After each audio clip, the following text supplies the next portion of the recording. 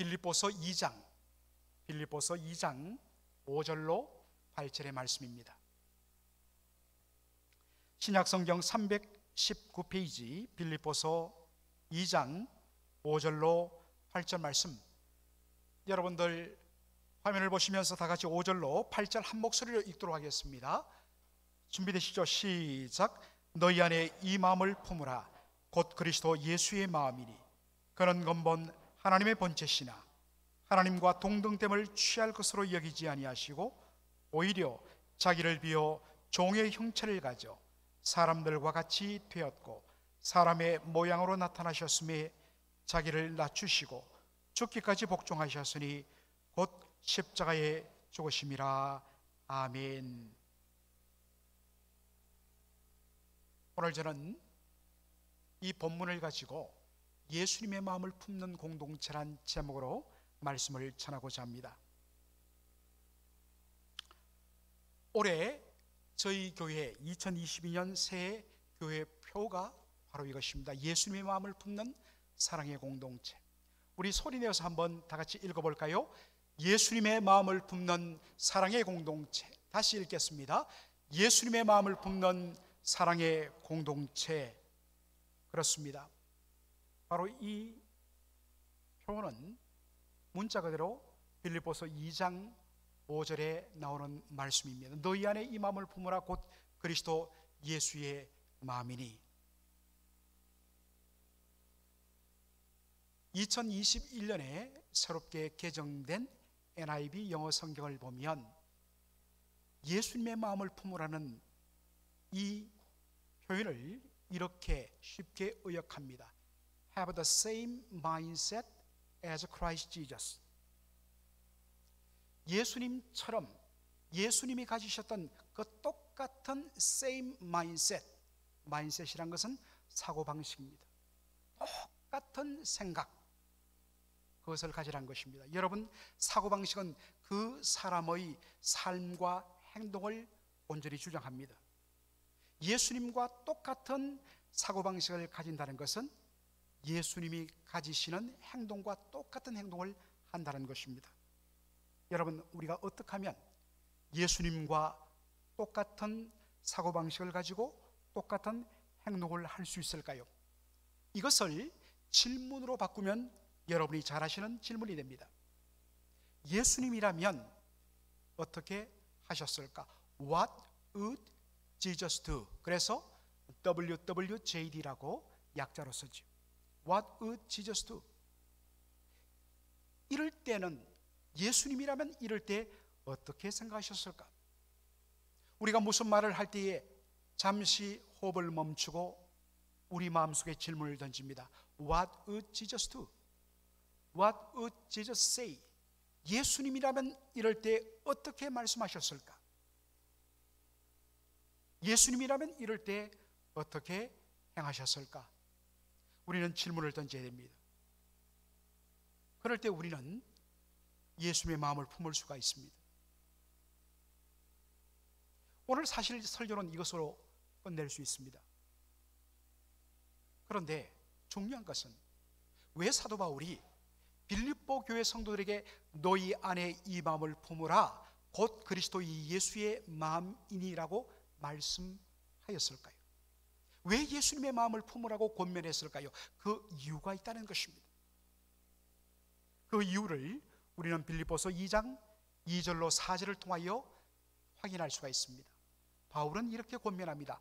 마음을 같이하여 같은 사랑을 가지고 뜻을 합하여 한 마음을 품어 아무 일에든지 다툼이나 허영으로 하지 말고 오직 겸손한 마음으로 각각 자기보다 남을 낮게 여기고 4절 보면 각각 자기 일을 돌아볼 뿐더러 또한 각각 다른 사람들의 일을 돌아보아 나의 기쁨을 충만케 하라 라고 그렇게 권면합니다. 2절에 보면 마음을 같이하여 같은 사랑을 가지고 뜻을 합하며 한 마음을 품으라 라고 이야기합니다. 여러분, 표현은 다르지만 이 네 마디 말의 의미는 똑같습니다.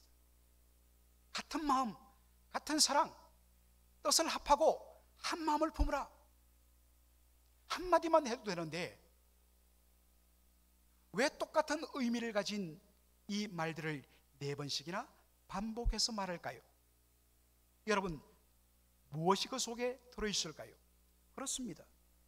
지금 빌립보 교회 성도들 사이에는 한마음 한뜻이 되지 못하고 서로 각각의 길을 감으로 교회에 혼란과 분쟁이 있다는 것을 보여줍니다.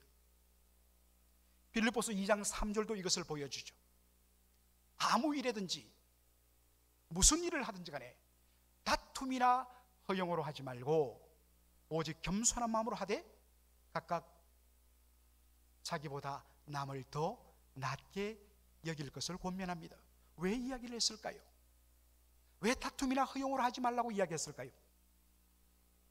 그것은 빌립보 교회 성도들 가운데 다툼이 일어났고, 특별히 여러분, 이 다툼이란 말을 영어 성경은 selfish ambition으로 번역을 합니다. 이기적인 야망. 왜 다툼이 일어나느냐? 자기 안에 있는 이기적인 야망, 즉 내 뜻이 드러나고 내 주장이 관찰되어야만 그것이 진정한 내 자신이 확인된다는 이 selfish ambition, 이 헛된 영광, 이 허영 때문에 공동체 안에서 한마음 한뜻이 되지 못하고 결국에는 다툼과 분쟁이 반복되었다는 것입니다. 이런 마음을 가진 성도들이 한 공동체를 이루었으니 결과는 뻔한 것입니다. 한 마음이 될 수 없고 한 뜻으로 움직일 수 없고 거기에는 다툼과 분쟁이 반복할 수밖에 없다는 것입니다.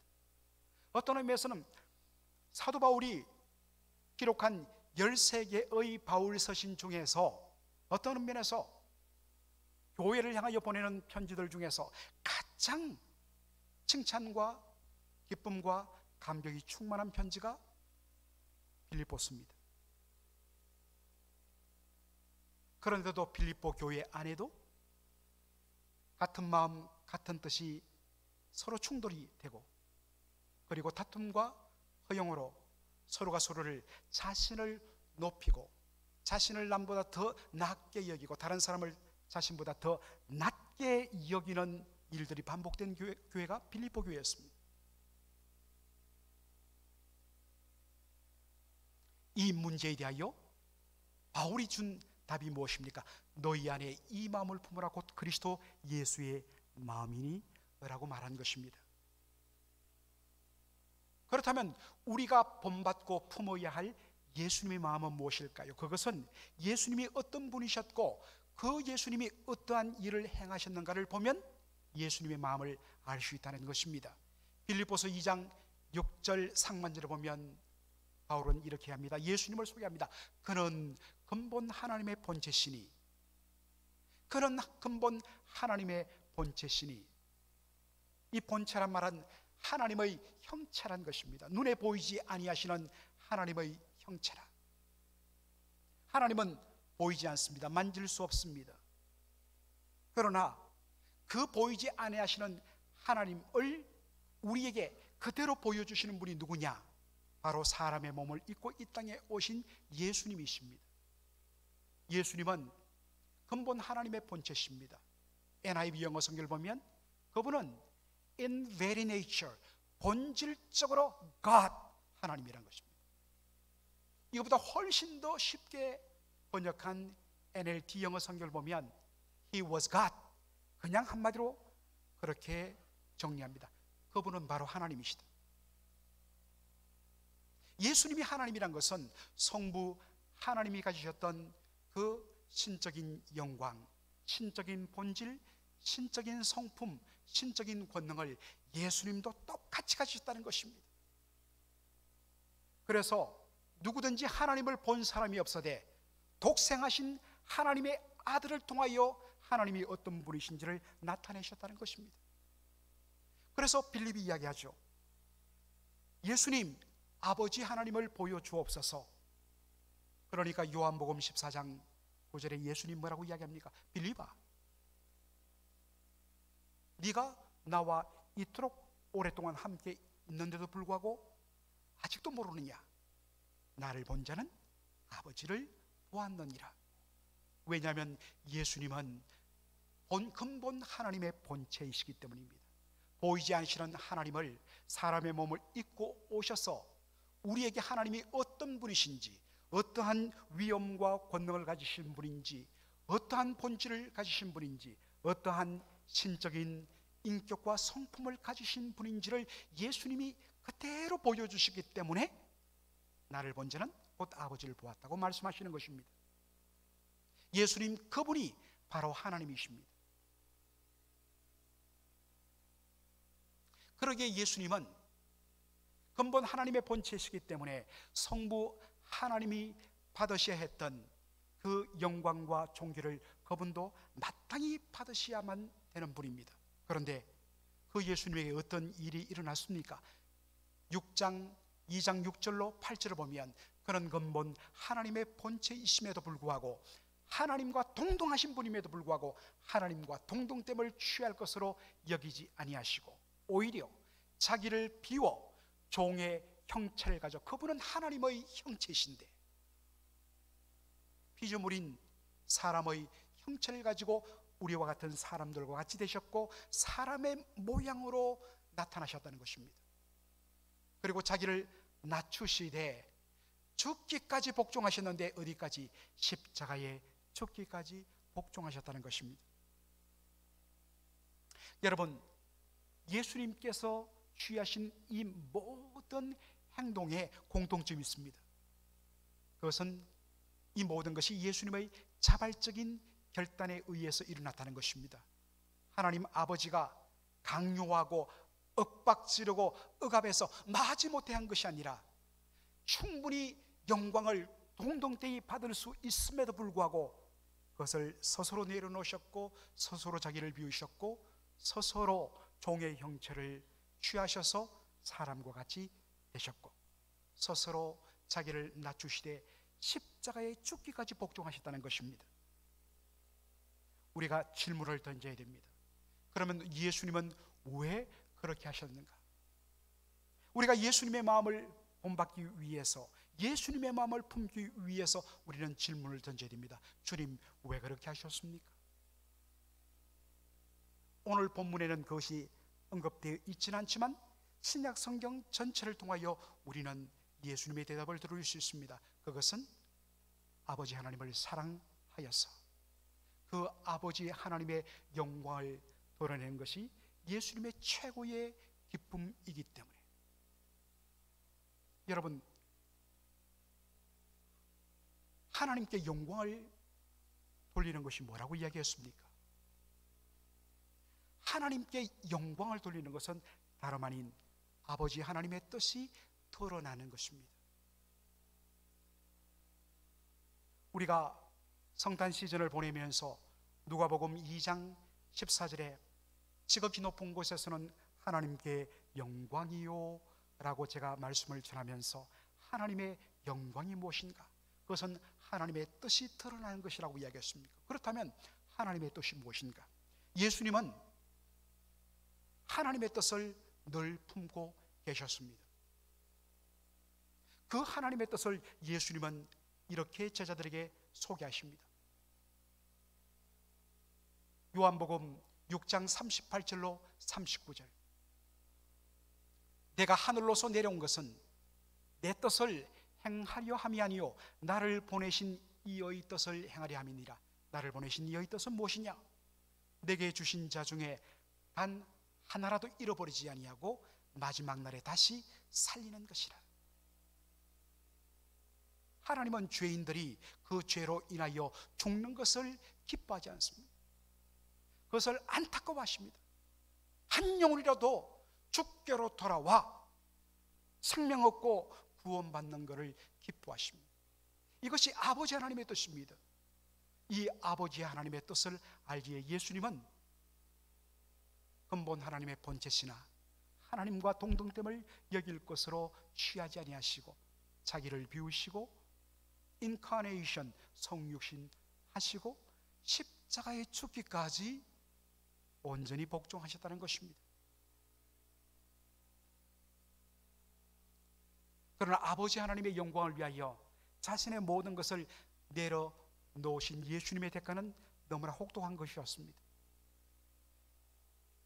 오늘 빌립보서 2장 6절로 8절이 보여주는 것 같이 창조주이신 그분이 피조물의 형체로 이 땅에 오셔야 했습니다. 더군다나 십자가를 지셔야 했습니다. 십자가는 하나님께 저주받고 버림받음의 상징이라고 했습니다. 예수님에게 가장 고통스러운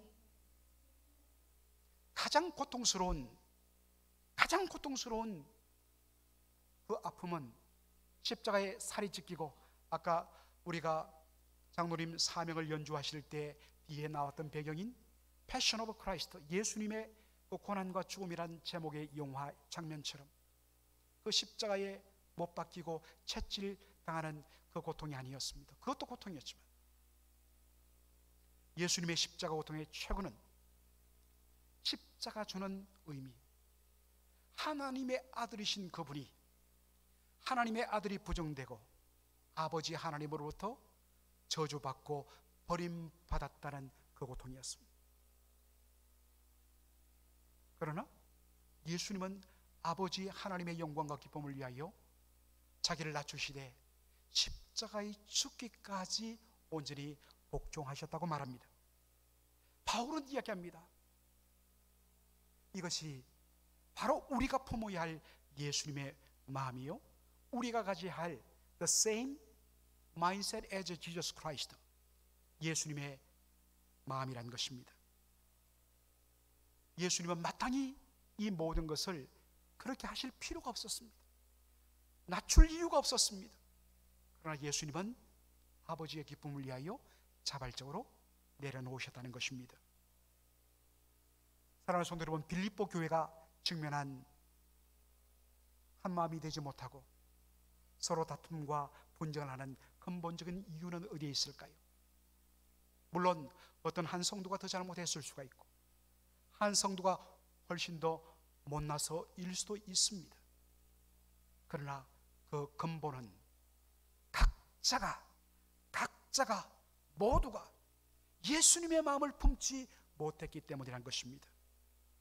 예수님은 마땅히 받아야 할 그 영광을 자발적으로 기꺼이 내려놓으셨는데 빌립보 교회 성도는 자기 뜻, 자기 주장, 그리고 자기 야망, selfish ambition을 이루는 데 집중했습니다. 겉으로는 하나님을 위해서 한다고 하지만은 사실은 그 속에, 그 모든 것 속에 바로 자기를 높이고 드러내고 싶고 영광받고 싶은 그 마음이 자리 잡고 있었기 때문에 모두가 그러한 마음으로 부딪히다 보니까 거기에 한 마음은 깨어지고 다툼과 분쟁이 그 빈자리를 채울 수밖에 없다는 사실인 것입니다. 여러분, 분명히 알아야 할 것이 있습니다. 오늘 본문이 보여주는 분명한 메시지가 있습니다. 자기를 높이고 영광을 스스로 취하려고 하면 할수록 그 순간에는 내 주장이 관철되고 내가 드러나고 나의 목소리가 온전히 드러난 것처럼 보일 수 있습니다. 순간적으로는 이겼고 기분 좋을 수 있습니다. 그런데 놀라운 것은 돌아서는 순간, 내가 높아졌다고 하는 순간 뒤돌아서면 그 마음속에 emptiness, 텅 빔과 그리고 공허함, 허무함만이 가득하다는 사실입니다. 그래서 아직도 내가 덜 높아졌나? 내 목소리가 아직도 덜 관철됐나? 해서 더 열심히 자기를 드러냅니다. 그러면 돌아서면 이전보다 훨씬 더 텅 빈 허무함과 공허함만이 마음을 차지합니다. 반면에 예수님처럼 자기를 낮추고 비우고 온전히 섬기고 나보다 다른 사람을 더 낫게 낮게 여기는 겸손한 삶을 살면 살수록 마음속에는 내가 낮아졌는데, 내가 주목받지 못하는데도 불구하고 마음속에는 주님이 알고 나만이 아는 기쁨과 감격과 만족이 충만하다는 사실입니다. 낮아짐의 신비입니다. 예수님의 마음을 가진 자만이 이 낮아짐의 신비를 맛보는 복을 누릴 수가 있습니다. 사랑하는 성도 여러분, 지금 여러분의 마음의 상태를 한번 점검해 보십시오. 여러분의 마음을 자리 잡고 있는 것이 무엇입니까? 텅 빈 엠티네스입니까? 아니면 주님이 주시는 기쁨과 만족과 행복으로 충만하십니까? 우리가 오늘 본문을 다 읽지는 않았습니다만 빌립보서 2장 5절로 11절은 초대교회의 찬송입니다. 모든 교회가 모일 때마다 불렀던 찬송이 빌립보서 2장 5절로 11절입니다. 자기를 스스로 낮추신 예수님에 대하여 하나님이 어떻게 하셨는가? 빌립보서 2장 9절로 11절 말씀, 이러므로 하나님이 그를 지극히 높여 모든 이름 위에 뛰어난 이름을 주사 하늘에 있는 자들과 땅에 있는 자들과 땅 아래 있는 자들로 모든 무릎을 꿇어 예수의 이름에 꿇게 하시고 모든 입으로 예수 그리스도를 주라 시인하여 하나님 아버지께 영광을 돌리게 하셨느니라. 예수님은 하나님을 사랑하여 자신을 자발적으로 낮추셨습니다. 그런 예수님을 향하여 성부 하나님은 그분을 지극히 높여 모든 이름 위에 뛰어나게 하십니다. 모든 자들이 그 이름 앞에 무릎을 꿇고 주라 신게 만드십니다. 사랑하는 성도 여러분, 진정 높아지는 것은 내가 나 자신을 높이는 것이 아닙니다. 진정 높아지는 것은 하나님이 높여주시는 것입니다. 수많은 사람들이 범하는 어리석음은 뭐냐면 하나님이 하나님의 때에 하나님이 정하신 방법으로 높여주실 텐데 내가 먼저 나 자신을 높이는 것입니다. 그럼 망하는 것입니다. 사탄은 첫사람 아담을 그렇게 유혹했듯이 오늘도 너 자신을 높여라, 너 자신을 높여라. 그때 우리는 단호하게 사탄아, 너는 나를 망하게 하는 자로라 내 뒤로 물러가라.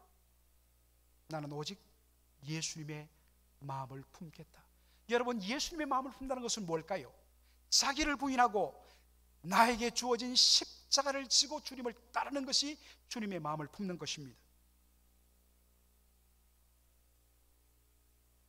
우리가 주의할 것이 있습니다. 종종 예수님께서 너는 자기를 부인하고 자기 십자가를 지고 나를 따르라 했을 때 예수님이 말씀하신 자기 십자가를 정말 나에게 짐이 되는 어떠한 사람, 그 사람을 향하여 저 사람은 내 십자가야, 의미는 알겠습니다만 예수님이 말씀하시는 자기 십자가는 그것이 아닙니다. 높아지려는 내 자신, 내 주장과 나의 뜻이 관철되어야만 만족한다고 생각하는 내 자신, 그게 바로 못 박아야 할 나의 십자가인 것입니다. 예수님 말씀하십니다. 자기를 부인하고 자기에게 주어진 십자가를 지고 나를 따르라. 나를 따르라는 것, 예수님의 마음을 품으라는 것입니다.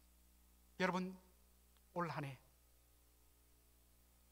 여러분 하나님 앞에 기도할 때마다 항상 이 질문을 던지십시오. 예수님이라면 이때 어떻게 하셨을까요? 주님 알려주십시오. 예수님이라면 이때 어떻게 말씀하셨을까요? 예수님이라면 이때 어떻게 행동하셨을까요? What would Jesus do? WWJD, 이 문구를 여러분 가슴 속에 성령으로 새기시고 그렇게 한 해를 힘있게 살아가는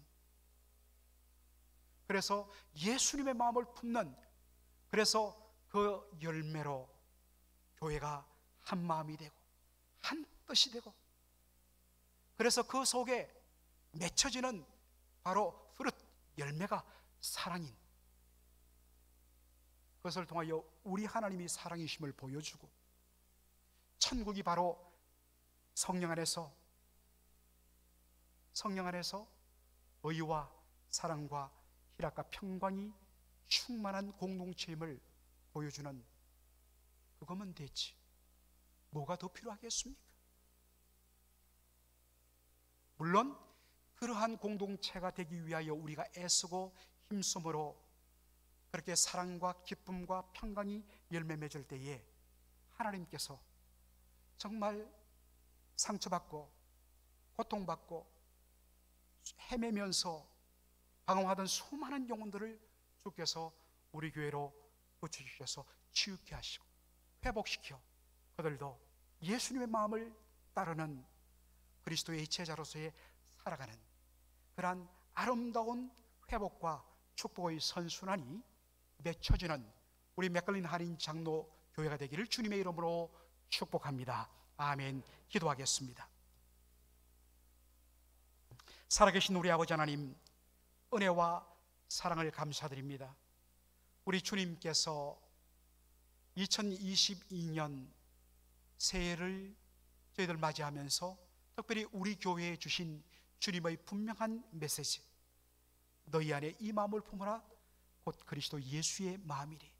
오 주님, 예수님 따라 생각하기 원하고 예수님 따라 말하기 원하고 예수님이 걸어가시던 그 길을 따라 행하는 저희들 되게 하여 주옵소서.